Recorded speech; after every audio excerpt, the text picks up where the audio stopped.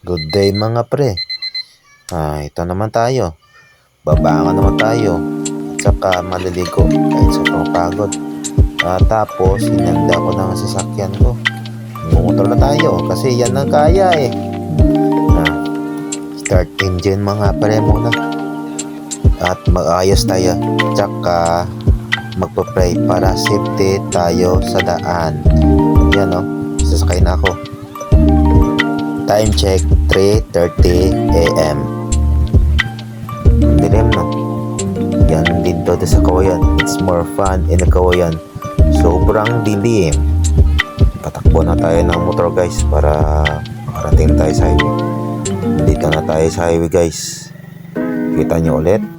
It's more fun talaga in the Kawayan. Sobrang dilim. Parang may aswang or multong lalabas sa daan nito. Basta safety lang guys. Kasi sobrang dilim-dilim talaga dito. Kita nyo diba? Surete na lang. Nagpalagay ako ng mini driving light sa XRM ko.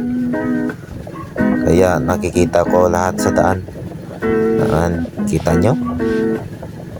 Maninigurado lang tayo kasi baka may aso na tumawid at hindi natin makita. Simplang wala naman tayo, hindi na tayo maka-income ito kasi madisisgrasya tayo resulta nito sa sobrang dilim na daan. So okay lang siguraduhin lang natin sarili natin. Sabi ko nga sa early, safety first, pero ready tayo kasi ang God, yan ang pinaka-backup natin. Kita nyo mga pre?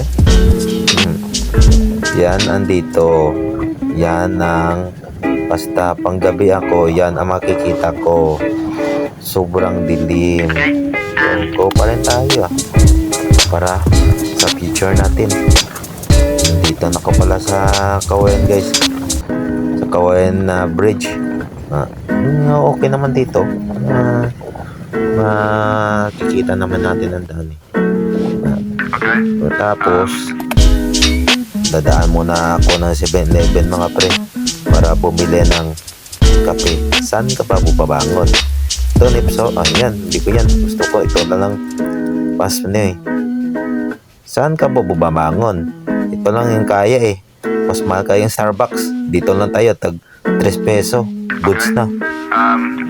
At mga pre, tapos na ka pala nakabili ng biscuit. Yan lang para sa umaga. At saka dumiretso na ako ng substation para maka-time in na ako. Panigurado na para mabayaran tayo. Sobrang pagod ng trabaho natin. Baka hindi pa tayo mabayaran. Explain pa tayo. Time in muna tayo pre. Yan. Pasensya na. Part 1 pa lang to May kasunod pa. Daily basta ang gabi ang duty ko. Ganito ang makikita ko. Siguro din natin na time in tayo.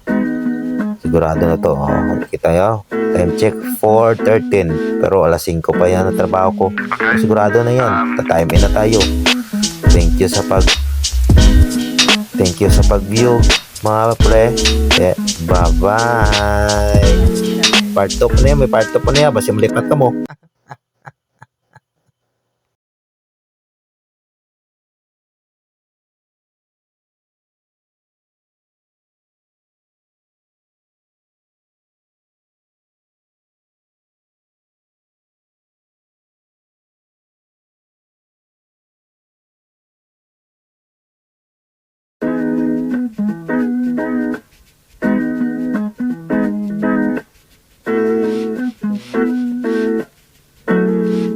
Okay.